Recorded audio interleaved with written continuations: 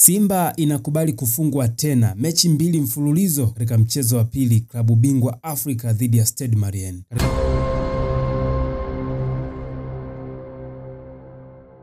Katika mchezo ambao Simba imetengeneza nafasi 2 kubwa za wazi, imepiga mashuti 14, 8 ndani ya boksi, 6 nje ya boksi, imepiga pasi 489 dhidi ya pasi 224 za Stade Malien. Still ikaruhusu kufungwa goli 2 na jamaa wakakosa hadi penalty. And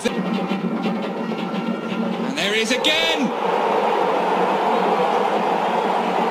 Well, that was Ismaila Sampara who doubles quickly into a nightmare, striking the woodwork for 15 seconds.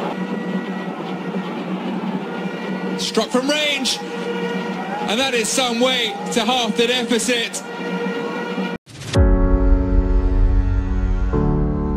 Magoli yote yamefungwaje? Kiufundi, uzembe ulikuwa wapi? Uchambuzi huu umejibu kila kitu. Umepewa shavu na Pellegrino Sant'Elia Clinic. Na bila kupoteza muda, twende hivi.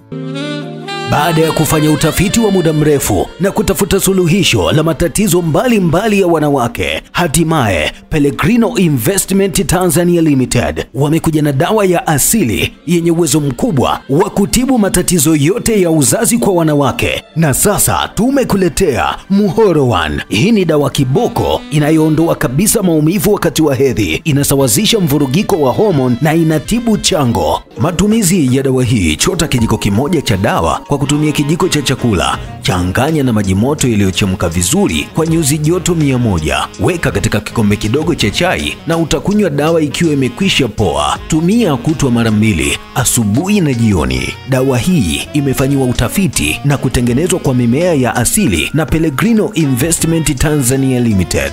Kwa mawasiliano zaidi, piga simu namba 0747805550 au 0658551955 au kupitia barua pepe pellegrinoinvestment7@gmail.com.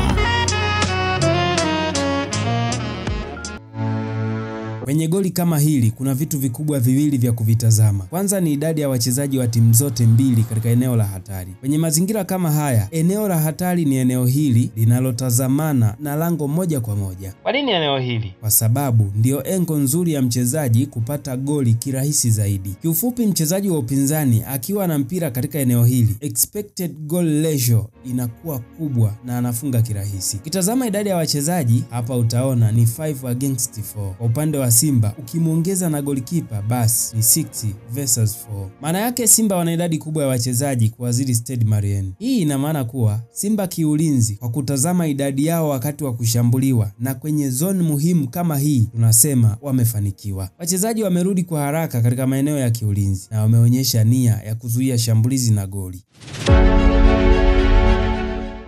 Hicho ni kigezo cha kwanza. Kigezo cha pili ni marking. Marking ni nani anamkaba nani au anakaba wapi. Marking ni majukumu elekezi, kwamba mchezaji X anabaki kumtazama na kumdhibiti mchezaji au eneo Y. Mchezaji W kazi yake ni kumdhibiti mchezaji au eneo Z. Hiyo ndio maana nyepesi ya marking. Kumbuka, kuna aina 2 za marking. Kuna zonal marking, yaani kukaba kikanda au eneo, na man to man marking, yaani kukaba mtu kwa mtu. Mtaani wanaita ngada tungada. Kwenye eneo kama hili, Stade Malien wapo kwenye box la Simba. Aina ya marking inayopaswa kutumika hapa ni man to man marking. Zingatia jambo moja muhimu hapa. Kitendo cha Simba kuwa wengi kwenye box lao tayari ni zonal marking. Kwa hiyo, zonal marking haigarantii kutoruhusu goli, bali kupunguza uwezekano wa mpinzani kuwa wa kwanza kumiliki mpira na kuanzisha mipango ya kupata goli. Turudi kwenye man to man marking. Tuwatazame wachezaji wa Simba. Je, nani amemkaba nani? Tazama hapa.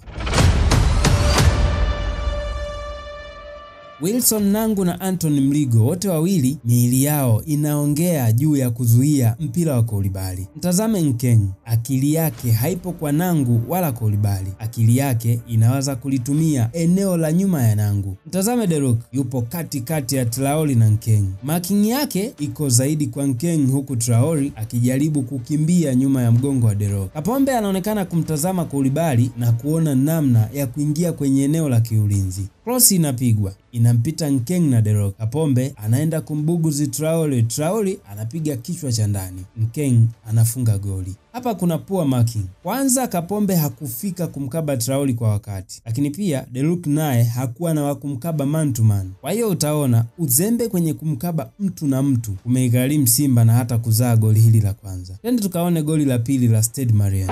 Quickly into a nightmare, striking the woodwork. 15. Stade Malien wanapata kona. Mchongaji ni Abdul Bode. Jambo la msingi hapa ni maumbo na mkao wa wachezaji wa timu zote mbili. Tuanze na Stade Malien.